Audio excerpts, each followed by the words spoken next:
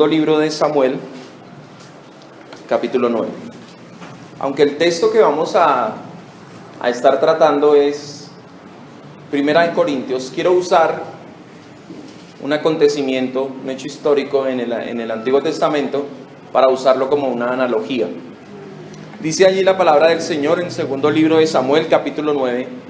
Dice la palabra del Señor: dijo David: ¿ha quedado alguno de la casa de Saúl a quien haga yo misericordia por amor de Jonatán? Y había un siervo de la casa de Saúl que se llamaba Siba, al cual llamaron para que viniese a David. Y el rey le dijo: ¿eres tú, Siba? Y él respondió: tu siervo. Y el rey le dijo: ¿no ha quedado nadie de la casa de Saúl a quien haga yo misericordia de Dios? Y Siba respondió al rey: aún ha quedado un hijo de Jonatán lisiado de los pies. Entonces el rey le preguntó: ¿dónde está? Y Siba respondió al rey: he aquí está en casa de Maquir, hijo de Amiel, en Lodebar. Entonces envió el rey David y le trajo de la casa de Maquir, hijo de Amiel, de Lodebar. Y vino Mefibosé, hijo de Jonatán, hijo de Saúl, a David, y se postró sobre su rostro e hizo reverencia. Y dijo David: Mefibosé. Y él respondió: he aquí tu siervo. Y le dijo David: no tengas temor, porque yo a la verdad haré contigo misericordia por amor de Jonatán tu padre, y te devolveré todas las tierras de Saúl tu padre, y tú comerás siempre a mi mesa. Y él, inclinándose, dijo: ¿quién es tu siervo para que mires a un perro muerto como yo? Entonces el rey llamó a Siba, siervo de Saúl, y le dijo: todo lo que fue de Saúl y de toda su casa yo le he dado al hijo de tu señor. Tú pues le labrarás las tierras, tú con tus hijos y tus siervos, y almacenarás los frutos para que el hijo de tu señor tenga pan para comer. Pero Mefibosé, el hijo de tu señor, comerá siempre a mi mesa. Y tenía Siba 15 hijos y 20 siervos. Y respondió Siba al rey: conforme a todo lo que ha mandado mi señor el rey a su siervo, así lo harás tu siervo. Mefibosé, dijo el rey, comerá a mi mesa como uno de los hijos del rey. Y tenía Mefibosé un hijo pequeño que se llamaba Micaía. Y toda la familia de la casa de Siba eran siervos de Mefibosé. Y moraba Mefibosé en Jerusalén, porque comía siempre a la mesa del rey y estaba lisiado de ambos pies. Vamos entonces, teniendo en mente este pasaje, esta historia, vamos a leer entonces la primera carta a los Corintios, capítulo 1. Y vamos a leer desde el versículo 4 hasta el versículo 9.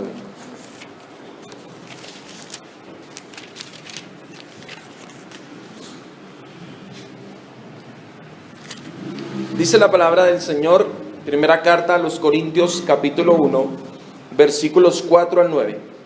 Gracias doy a Dios siempre por vosotros, por la gracia de Dios que os fue dada en Cristo Jesús, porque en todas las cosas fuisteis enriquecidos en Él, en toda palabra y en toda ciencia, así como el testimonio acerca de Cristo ha sido confirmado en vosotros, de tal manera que nada os falta en ningún don, esperando la manifestación de nuestro Señor Jesucristo, el cual también os confirmará hasta el fin, para que seáis irreprensibles en el día de nuestro Señor Jesucristo. Fiel es Dios, por el cual fuisteis llamados a la comunión con su Hijo Jesucristo, nuestro Señor. Es el inicio de la carta a los Corintios, una iglesia que tenía ciertos inconvenientes. Quizás una de las iglesias más complicadas que vamos a ver en el Nuevo Testamento. Pablo se preocupa por esta congregación de tal manera que podemos ver, según la escritura nos registra, que él escribió 4 cartas a los Corintios. Pero no solamente les escribió 4 cartas, sino que adicionalmente, dice la palabra del Señor, el apóstol Pablo tuvo que enviar a Tito, tuvo que enviar también, pedirle el favor a Apolos que fuera hasta Corinto, porque la iglesia en Corinto tenía bastantes problemas. Sin embargo, el apóstol Pablo comienza esta carta dando gracias al Señor. Dice en el versículo 4, gracias doy a mi Dios siempre por vosotros, por la gracia de Dios que os fue dada en Cristo Jesús. Este es el texto el que voy a estar tratando en esta mañana.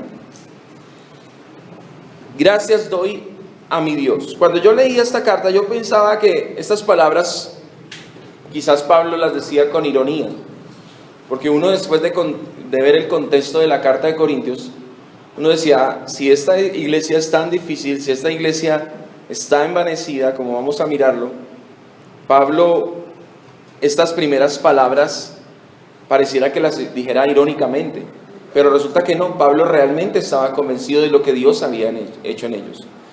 Pero Pablo, como siempre, en sus salutaciones y en sus primeros escritos, él siempre quiere resaltar y enseñar a la iglesia algo en lo cual ellos estaban fallando. Y ellos estaban fallando precisamente en este reconocimiento de la gracia de Dios en ellos. Este es el mensaje precisamente que yo voy a hablar en esta mañana. Es la gracia, la base del llamado de la iglesia. En nuestro relato que leíamos en el segundo libro de Samuel, es uno de mis relatos quizás que más conmueve mi corazón, porque allí vemos el ejemplo, un gran ejemplo de esta gracia. Esta gracia. Dice en nuestro relato que leíamos que dice allí la palabra de Dios que David quiso hacer misericordia con alguno de los descendientes de Saúl por el amor y el pacto que había hecho con Jonatán. Los siervos informaron a David que había un hombre llamado Mefiboseth, quien era, dice allí en el relato que leíamos, lisiado de ambos pies. Él era lisiado de ambos pies, ya que cuando era niño, dice la palabra del Señor, una de sus nodrizas lo dejó caer. Y cuando entonces él era muy pequeño, sufrió este accidente, la nodriza lo dejó caer, y dice entonces que a causa de esto él quedó lisiado de ambos pies. Este hombre es traído finalmente por mandato de David, es traído a David. Y este hombre llamado Mefiboseth, cuando llega donde el rey David, dice la escritura que leíamos, se postró ante el rey. Y el rey le habló con benevolencia, con misericordia. E hizo el rey David que le devolvieran las tierras que habían pertenecido a Saúl. Y además de esto le prometió también que comería a la mesa del rey todos los días. Como uno, dice allí en uno de los versículos que leíamos, como uno de los hijos del rey. Comería a la mesa del rey como uno de sus hijos. La reacción que vamos a ver allí también en Mefiboseth nos llama mucho la atención. La reacción de Mefiboseth, dice la palabra del Señor, es que él se inclina ante el rey y luego le dice, ¿quién es tu siervo para que mires a un perro muerto como yo? Miremos esa actitud de él. Nos cuenta al final del capítulo que Mefiboseth vivió en Jerusalén porque siempre comía a la mesa del rey, aunque sus tierras quedaban en otro lado y eran cultivadas y sus ganados y todo, pero Mefiboseth siempre estuvo viviendo en Jerusalén porque comía diariamente a la mesa del rey. Y precisamente quiero usar esta analogía porque nos va a retratar esa gracia divina dada a los escogidos, esa gracia que Dios da. David, como soberano, tomó la decisión de hacer misericordia con Mefiboseth. Podemos hablar de David como una analogía del Padre, mostrando su gracia como lo mostró a un pobre hombre, incapaz de valerse por sí mismo.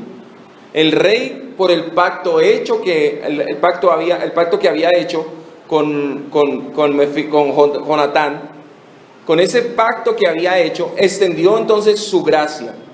Finalmente entonces quiero retratar a este hombre Mefiboseth y la actitud que él tuvo, que como lo vamos a ver en la carta de Corintios, la actitud de Mefibosé fue una actitud de agradecimiento. Fue una actitud quizás muy diferente a la actitud que tenían los corintios. Los corintios, tristemente, como lo vamos a ver, se habían envanecido. Ellos habían olvidado esa gracia. La actitud de los corintios había cambiado.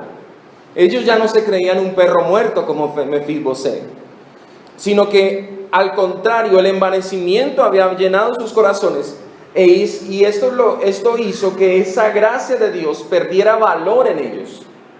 Ellos ya no tenían en alto la gracia. La humildad de los corintios había desaparecido. El reconocimiento a Cristo ya no era el objetivo de los corintios. El apóstol Pablo entonces inicia esta carta resaltando el llamado de Dios, como se ve en los primeros versículos, a la santidad, pero también luego comienza a hablarnos de esa gracia. Gracias doy a Dios siempre por vosotros, por la gracia de Dios. Es el objetivo aquí en este versículo del apóstol Pablo, resaltar esa gracia por la cual los corintios y nosotros hemos sido llamados, solamente por gracia. Pablo entonces quiere agradecer al Señor esta gracia, pero al mismo tiempo que agradece al Señor, quiere que los de Corinto piensen en esta gracia. Quiere resaltar en ellos, en esos creyentes de Corinto, esta gracia. Y así entonces podrían cultivar en ellos esa acción de gracias por la gracia dada del Señor, por esa gracia que habían recibido de antemano del Señor. Dice entonces, gracias doy a mi Dios siempre por vosotros, por la gracia. Una de las acusaciones que vamos a encontrar en la Escritura que hace el Señor contra la humanidad es que los hombres se envanecieron. Dice en Romanos 1:21, habiendo conocido a Dios, no le glorificaron como a Dios, pero dice luego, ni le dieron gracias. ¿Por qué no le dieron gracias? Dice entonces allí, sino que se envanecieron en sus razonamientos. La razón por la cual la humanidad no le ha dado gloria y gracias a Dios es por el envanecimiento. Cuando viene el envanecimiento, ya no hay entonces el deseo de glorificar a Dios. Ya no hay el deseo de estar agradecidos con Dios. Cuando nosotros no tenemos siempre en nuestra mente la gracia que nos ha sido dada, que estamos donde estamos, que tenemos lo que tenemos, que hemos alcanzado lo que hemos alcanzado solamente por gracia, cuando se nos olvida eso, pues entonces viene el orgullo, viene el envanecimiento. Ya el Señor no es el objetivo, ya no es su gloria, ya no hay la actitud de agradecimiento. Y eso es lo que estaba pasando con los corintios. Ese es el contexto que vamos a ver precisamente en esta carta de Corintios. Esta es la acusación quizás más fuerte que el apóstol Pablo hace contra la iglesia de Corintios. Ellos se habían envanecido, ellos se habían olvidado de dónde venía todo lo que tenían. Ellos se habían olvidado de que habían sido llamados, pero ese llamado había sido únicamente por la gracia de Dios. Estas palabras de agradecimiento que muestra aquí el apóstol Pablo, ¿cierto? Va a mostrar inclusive que el apóstol Pablo tenía claro que él mismo no era el objeto por lo cual los corintios eran lo que eran. Pablo hubiera podido decirles, Corintios, gracias a mí ustedes son lo que son. Yo estuve con ustedes por 1 año y medio, enseñándoles día y noche la palabra a ustedes, y gracias a mí es que ustedes son lo que son. No, él no dice eso. Él hubiera podido haberlo hecho, pero él no lo hace. Él siempre apunta ¿a dónde? Al Señor. Siempre les va a apuntar al Señor y les dice, ustedes son lo que son gracias a Dios. El agradecimiento del apóstol Pablo es siempre hacia el Señor, porque el mismo Pablo tiene claro de que si los corintios eran algo, era por la gracia de Dios, no era por su esfuerzo, como nos lo muestra esta carta. Toda esta gracia abundante solamente tiene una fuente, y esta fuente es el Señor. Solo de Él viene la gracia. El favor dado a los hombres solo podía venir del Rey. El favor que Mefibosé tenía solo podía venir del Rey. Solo viene de nuestro el Señor la gracia, el verdadero favor y la libertad. Y este favor mostrado ahora estaba siendo olvidado por la iglesia de Corinto. Y aquí quiero hacer una pregunta ya personal. ¿Nos hemos olvidado de la gracia? Quizás nos hemos envanecido creyendo que somos algo, olvidando de dónde viene lo que tenemos, de dónde viene quizás el entendimiento que el Señor nos ha dado en la Escritura. Es por gracia, mis hermanos, es por gracia. Vamos entonces a reflexionar a través de lo que Pablo dice y a través de la analogía que quiero tomar del Antiguo Testamento, a mirar esta gracia que nos ha sido dada a los creyentes, como a los de Corinto, así también a nosotros. Y la base de esta gracia es ese llamado del Señor. Vamos a mirar entonces esa gracia. En primer lugar, vamos a hablar de qué es la gracia. La gracia es el favor no merecido. Es importante entenderlo. Es un favor divino no merecido. Nuestro ejemplo nos ayudará precisamente a ver esta gracia con mayor brillo. La gracia entonces que el rey David le mostró a Mefibosé. Le mostró un favor especial. David estaba mostrando su bondad, dándole algo que Mefibosé no merecía. No había nada en Mefibosé que lo hiciera merecedor de estar a la mesa del rey. No había nada. No había nada que obligara a David a mostrar un favor especial con este hombre. Como tampoco hay nada que obligue al Señor a tener ese favor por los creyentes de Corinto o de Suba o del Quiroga. No hay ninguna obligación de parte del Señor. La iniciativa de la gracia viene del Rey. Viene de sí mismo. No viene del objeto de la gracia. El objeto de la gracia no es algo que llame la atención de Dios para que Dios quiera tener un favor. Al contrario, miremos a Mefibosé.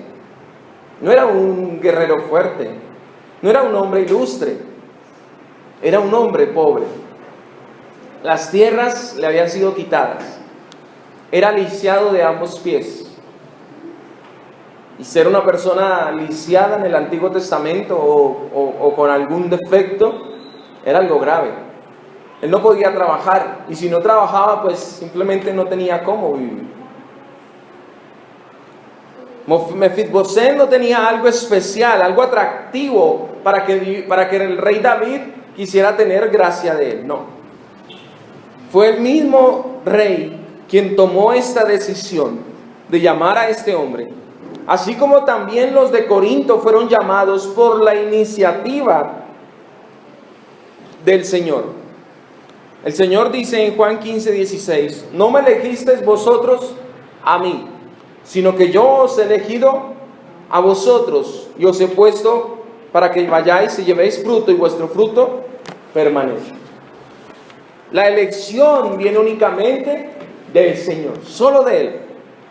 La gracia entonces es una dádiva no merecida de Dios a personas particulares. Este favor es solo para algunos, no para todos. La gracia tiene una relación estrecha con la elección, como la palabra nos lo enseña. Lea por favor conmigo Romanos 11, versículo 5, donde vamos a ver, mis hermanos, que la gracia tiene una relación estrecha con la elección. Romanos 11, 5 dice: así también en este tiempo ha quedado un remanente escogido. ¿Por qué? Gracia. Escogido, resalte ahí la palabra escogido y la palabra gracia. ¿Por qué fue escogido? Por gracia. La relación estrecha que vamos a mirar entre la palabra es que el motivo de la gracia es el Señor ha escogido, o más bien es esa gracia algo inmerecido y está estrechamente relacionado con una elección de parte de Dios. Y esa elección es de pura gracia. Segunda carta a Timoteo 1:9 nos va a afirmar también lo mismo. Segunda Timoteo 1:9. Dice el Señor allí: quien nos salvó y llamó con llamamiento santo, no conforme a nuestras obras, sino según el propósito suyo y la gracia que nos fue dada en Cristo antes de los tiempos de los siglos. Nos salvó, dice, y llamó. ¿Con qué base? ¿Cierto? Dice, no por obras, sí, con llamamiento santo, no conforme a nuestras obras, sino según dos cosas: el propósito, ¿cierto? Y la gracia. Y esta en Cristo Jesús. ¿Cuándo nos dice que fue esto? Antes de los tiempos de los siglos. En otras palabras, cuando ni siquiera habíamos nacido. Nos había escogido por gracia. No había nada atractivo en nosotros. No había nada que llamara la atención en nosotros. Esta gracia, entonces, mis hermanos, es la que ha hecho la diferencia entre nosotros y los que están allá afuera sin Cristo. ¿Qué diferencia hay entre un creyente que ha nacido de nuevo y entre un impío? ¿Qué diferencia hay? No sé si usted alguna vez se ha hecho la pregunta. ¿Qué diferencia hay entre nosotros? Pregunto, ¿los creyentes pecan? Sí. ¿Los impíos pecan? Sí. ¿Cuál entonces es la diferencia entre nosotros y ellos? La diferencia es la gracia de Dios. Claro, la reacción del creyente frente al pecado es diferente a la reacción del pecado del impío. El impío se mofa de su pecado, ¿cierto? El impío puede llegar a su trabajo el lunes y decir: todo el fin de semana estuve tomando, y no le da vergüenza, ¿cierto? El creyente reacciona de manera diferente frente al pecado, se avergüenza, se duele, aborrece el pecado. ¿Pero por qué? ¿Porque es algo de él? No, es la gracia que Dios ha puesto en el creyente, es la misericordia de Dios la que ha hecho la diferencia. Entonces los corintios, como nosotros, hemos sido dotados, de una capacidad especial de parte del Señor. Hemos sido capacitados por esa gracia. Efesios 4:8 nos dice: subiendo a lo alto, llevó cautiva la cautividad y dio dones a los hombres. Los de Corinto habían olvidado que lo que tenían, lo tenían por gracia. No eran algo especial ellos. Es la gracia de Dios que ha hecho la diferencia entre los creyentes de Corinto y los demás habitantes de la ciudad de Corinto. Es la gracia la que hizo diferencia que Mefibosé vivió el resto de su vida comiendo a la mesa del rey. ¿Por qué? ¿Será que acaso Mefibosé merecía estar comiendo a la mesa del rey como uno de sus hijos? No, solamente fue la gracia, el favor que quiso mostrar David para con él. ¿Por qué los de Corinto tenían todos estos dones y todas esas riquezas? Por la gracia, ¿cierto? Por esa gracia. ¿Por qué nosotros, quizás por su misericordia como iglesia, tenemos luz? Vemos cristianos que se han desviado del camino y nos preguntamos, ¿por qué nosotros sí quizás estamos andando en el camino? ¿Por qué nosotros sí nos hemos corregido conforme a las doctrinas? ¿Porque somos mejores que ellos? No. Simplemente es la gracia. Si tenemos luz, si tenemos quizás andamos en este camino de la sana doctrina, no es porque nosotros seamos muy inteligentes, no es porque nosotros seamos más sabios que ellos. No, solamente es su gracia. En segundo lugar, vamos a mirar el objeto de la gracia. ¿Cuál sería el objeto de la gracia? Nosotros hemos sido ese objeto de la gracia. Por la gracia, dicen allí en el versículo 4, doy gracias a Dios por la gracia de Dios que os fue dada. A ustedes, Pablo les dice, les fue dada. A ustedes los corintios, ustedes fueron el objeto de la gracia del Señor. A estos que ha llamado el Señor. La gracia muestra a la vez ese favor de Dios, a la vez que muestra ese favor de Dios, también muestra la indignidad del que lo recibe. Eso hace la gracia. La gracia, en pocas palabras, nos humilla. Mefibosé reconoce su condición y sabe que en él no había nada especial. Sabía que él no merecía la bondad de David y que además no tenía cómo corresponder a este favor inmerecido. Al igual que Mefibosé, los de Corinto no eran merecedores de este favor, pero ellos tristemente habían olvidado esto. A ellos se les había olvidado esto. Ellos necesitaban entender por las palabras del apóstol que ellos en sí mismos eran indignos y que si tenían algo de parte de Dios, que si tenían la gracia de parte de Dios, no era porque ellos tuvieran algo que los hiciera merecedores de esta gracia. Inclusive Pablo se los recalca diciendo en el versículo 26 de nuestro texto. Lea conmigo por favor ahí en el primer capítulo, verso 26 al 29. Miren lo que les dice el apóstol Pablo. Pues mirad, hermanos, vuestra vocación, que no sois muchos sabios según la carne, ni muchos poderosos, ni muchos nobles, sino que lo necio del mundo escogió Dios para avergonzar a los sabios, y lo débil del mundo escogió Dios para avergonzar a lo fuerte. Y lo vil del mundo y lo menospreciado escogió Dios, y lo que no es para deshacer lo que es, a fin de que nadie se jacte en su presencia. Pablo tiene que aterrizarnos. Me pregunto yo, ¿será que necesitamos nosotros también ser aterrizados? ¿Será que nosotros también necesitamos de parte del Señor que el Señor nos ponga en nuestro lugar y nos acuerde que solamente somos el objeto de su gracia porque a Él le ha placido? Mefibosé, mis hermanos, al igual que los de Corinto, al igual que nosotros en nosotros mismos no somos personas que podamos impresionar al Señor. Mefibosé era un hombre lisiado. Además, pudo llegar a considerarse una amenaza para el rey David. Claro, venía de la casa de Saúl y recuerda que si usted ha leído ese contexto, siempre hubo pelea entre la casa de Saúl y la casa de David. Había esa disputa, había esa tensión entre ellos porque el primer rey había sido Saúl, pero había sido quitado y luego había sido puesto David. Mefibosé se considera a sí mismo inclusive algo insignificante. Él dice frente a David, frente al rey David, dice que es como un perro muerto. Para los judíos esta expresión es la más humillante.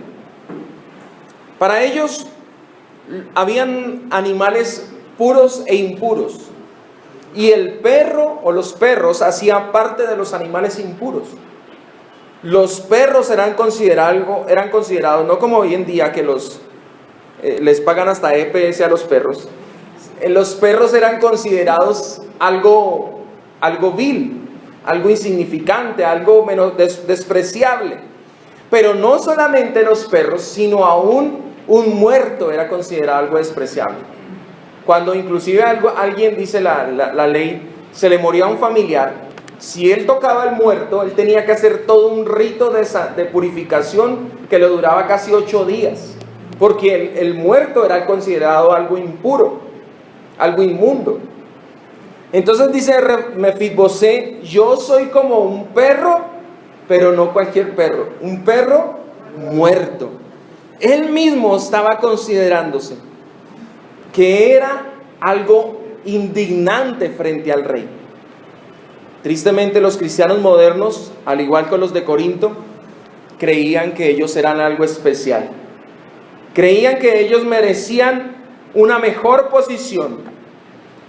Creían los de Corinto, como creen los cristianos de hoy en día, que son especial tesoro, que son algo tan especial, pero se nos ha olvidado que todo lo que tenemos es por gracia. Este cristianismo moderno tiene la desfachatez de reclamarle a Dios diciéndole: Señor, somos tus hijos. Tienen esa insolencia de creer que como somos hijos de Dios merecemos. La excusa entonces es esta: soy hijo de Dios, me merezco lo mejor.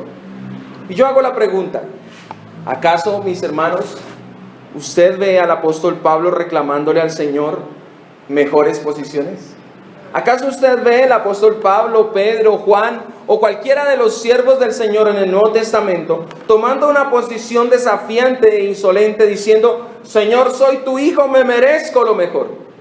No, ninguno de ellos tuvo esta posición. Ninguno de ellos reclamó bendiciones materiales. No vemos a ninguno de los apóstoles, ninguno de los siervos en el Nuevo Testamento diciendo que merecen lo mejor de este mundo. Al contrario, vemos que la palabra del Señor nos dice una otra vez que todo lo que tenemos es por gracia. Es decir, no lo merecemos. Esto nos dice la gracia. Que lo que tenemos, que lo que hayamos alcanzado, que la sabiduría, el conocimiento, no sé, lo que el Señor nos haya dado, no es porque no lo merezcamos. Al contrario, la gracia lo que hace es mostrarnos que somos indignos en nosotros mismos. Todo lo que recibimos entonces es por gracia. Todo lo que pedimos a nuestro Padre Celestial debemos hacerlo con humildad. Debemos hacerlo con el entendimiento que se nos dará conforme a su voluntad, ¿cierto? Conforme a la gracia que Él quiera tener de nosotros. ¿Podemos reclamar promesas? Y yo me hago la pregunta: ¿qué nos ha prometido Cristo? ¿Qué les prometió Cristo a sus discípulos? Dice: os entregarán a tribulación y os matarán y seréis aborrecidos de todas las gentes por la causa de mi nombre. Miren esas promesas. Dice ya luego en Juan 16:33, en el mundo tendréis aflicción. Esas son las promesas. Esas son las promesas de Cristo. Somos nosotros entonces ese objeto de la gracia, y no porque lo merezcamos, solamente porque Él quiso y Él nos ha hecho objetos de su gracia. Claro está, esto tiene algunas implicaciones. Dice la Escritura que la bendición de Abraham alcanzó a los gentiles. Gálatas capítulo 3:14. Pero nos preguntamos, ¿cuál es la bendición de Abraham? ¿Acaso son las riquezas que tuvo el padre Abraham? No. La palabra del Señor nunca nos dice que vamos a tener todas las riquezas de Abraham. La bendición que alcanza a los creyentes es el que nuestra fe como Abraham sea contada también por justicia. Así como a Abraham le fue contada la fe por justicia, así a nosotros nos es contada. Esta es la bendición que Dios ha prometido. La gracia del Señor que nos ha sido dada. En tercer y último lugar, el instrumento de su gracia. Vamos a mirar cuál es el instrumento de la gracia del Señor. La gracia de Dios, dice allí el apóstol Pablo en el versículo 4, la gracia de Dios que os fue dada en Cristo Jesús. Preguntémonos por un momento, ¿por qué David le dio esta gracia especial a Mefibosé? ¿Cuál fue el motivo? ¿Qué fue lo que impulsó a David a tener esta gracia especial con Mefibosé? En nuestro texto nos lo dice. Fue el pacto que él había hecho ¿con quién? Con Jonatán. Este fue el motivo por lo cual David mostró esta gracia a Mefibosé. La gracia que os fue dada en Cristo. Cristo, dice allí la palabra. La gracia que nosotros recibimos, que los de Corintios reciben, es por Cristo. Es por el pacto del Padre y el Hijo. Este es el motivo de la gracia. Al igual que nosotros, al igual que Mefibosé y los de Corinto, hemos recibido esta gracia, y el motivo que ha hecho que esta gracia venga a nosotros es por el pacto eterno entre el Padre y el Hijo. No por nosotros. No fue Mefibosé, no fue los Corintios. El instrumento de la gracia fue Cristo solamente. Nosotros, como lo veíamos hace un momento, no merecemos nada. La fidelidad de Dios no es como nosotros, la fidelidad de Dios no es con nosotros. La fidelidad de Dios es por medio de Cristo. El Señor fue fiel a los corintios por Cristo. David fue fiel a Mefibosé, o cumplió fielmente, porque por el pacto hecho con Jonatán. Ese es el objeto, mis hermanos, ese es el motivo. El pacto hecho en la eternidad, en la Trinidad, antes de la creación del mundo, es el motivo por el cual hoy en día recibimos esa gracia. Es por lo que Cristo logró en la cruz del Calvario. Así como entonces David amaba a Jonatán y le había prometido, así también el Padre había prometido tener esa gracia por el pacto hecho con Cristo. Dice allí en primer libro de Samuel, en el versículo 20, verso 14. Primer libro de Samuel 20, 14. Dice allí que David y Jonatán hicieron pacto.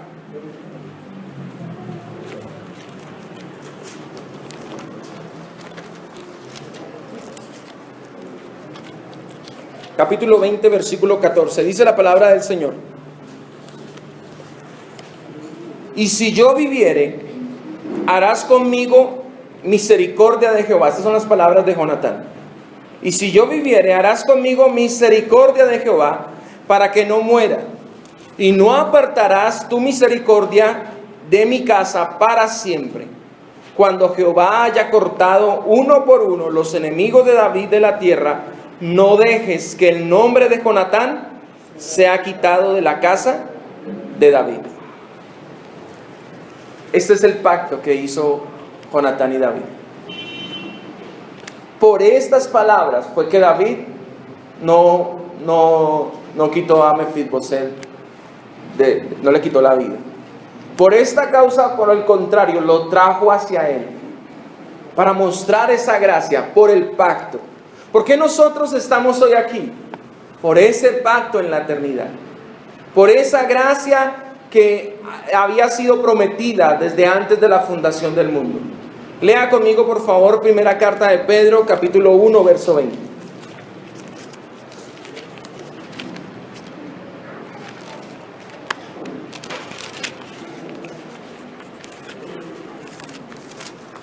Dice allí la palabra del Señor, primera carta de Pedro, capítulo 1, el versículo 20, dice: ya destinado, está hablando del Cordero de Dios, ¿no? Ya destinado desde antes de la fundación del mundo, pero manifestado en los postreros tiempos por amor de vosotros. Este texto nos encierra todo esto que estamos diciendo. El Cordero de Dios ya había sido destinado desde antes de la fundación del mundo.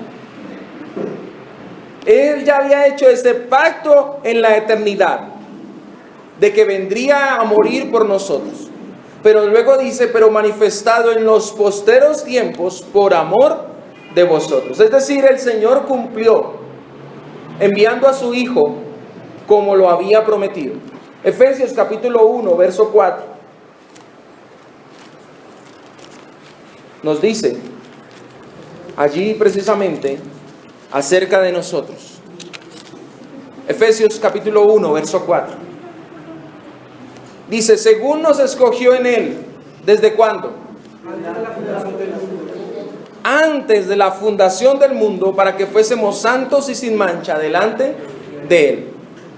De tal manera entonces, que la gracia, mis hermanos, nos es dada solo por Cristo, solo por el pacto entre el Padre y el Hijo, hecho antes de la fundación del mundo.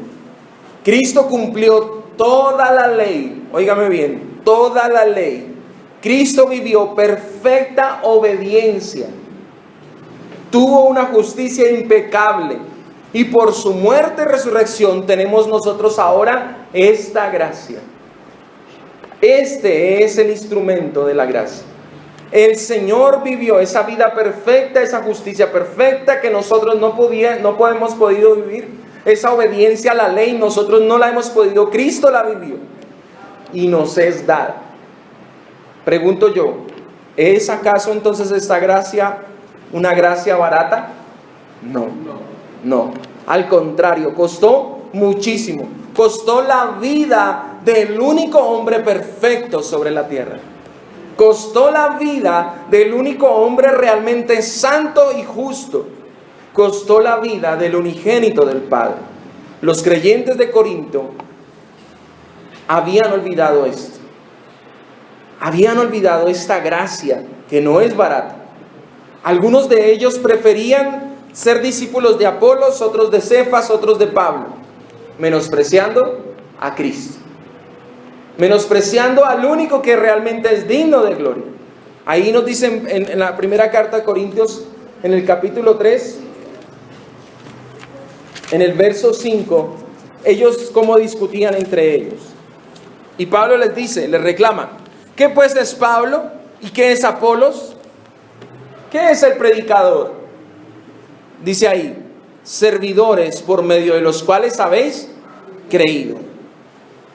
Servidores solamente. Los cristianos modernos, al igual que los de Corinto, tenían sus líderes preferidos. Los cristianos modernos tienen sus líderes preferidos. Aman a estos cantantes, aman a estos rockstars, aman a estos predicadores famosos. Pero la pregunta es, ¿acaso no fue Cristo el que murió por nosotros? ¿Acaso no es Cristo el único que es el objeto de la gracia que tenemos? ¿Quién es Pablo? Dice él. ¿Quién es Apolos? ¿Quién es Alex Campos? ¿Quién es Jesús Adrián? ¿Quién es Mark? ¿Quiénes son ellos? Nadie. Realmente el único que es digno es Cristo. Es el único que realmente es ese instrumento por medio del cual nosotros hemos tenido una nueva vida. Amén.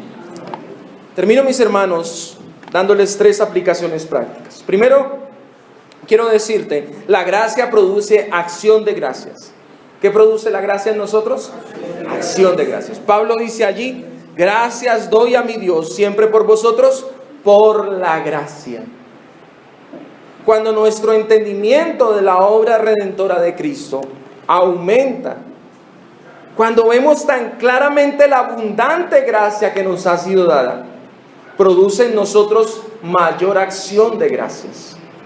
Vimos que la humanidad, leíamos en Romanos 1:21, que la humanidad no le glorificó, ni le dieron gracias. Claro, ellos no tienen quizás el entendimiento para poderle dar gracias, pero los creyentes, los que han sido redimidos, nosotros tenemos esta gracia abundante. Los impíos quizás, ellos pensarán, no tienen motivos para darle gracias al Señor, aunque sí los tienen. Pero nosotros con el mayor entendimiento sabemos que todo lo que tenemos es únicamente por gracia. Es de gracia. Así entonces, mis hermanos, que nosotros al tener este entendimiento, nuestra acción de gracias debe ser mayor, debe ser constante. Los impíos, inclusive algunos les dan gracias al Señor por cosas temporales. Cuanto más nosotros, digo yo, cuanto más nosotros que nos ha sido dado algo que no es temporal, sino que es eterno. La gracia debe producir en nosotros la acción de gracias. En segundo lugar, quiero decirte, la gracia produce amor. Lucas 7:47 dice, por lo cual te digo, le recuerdo que le está hablando a uno de los fariseos que lo invitó a su casa.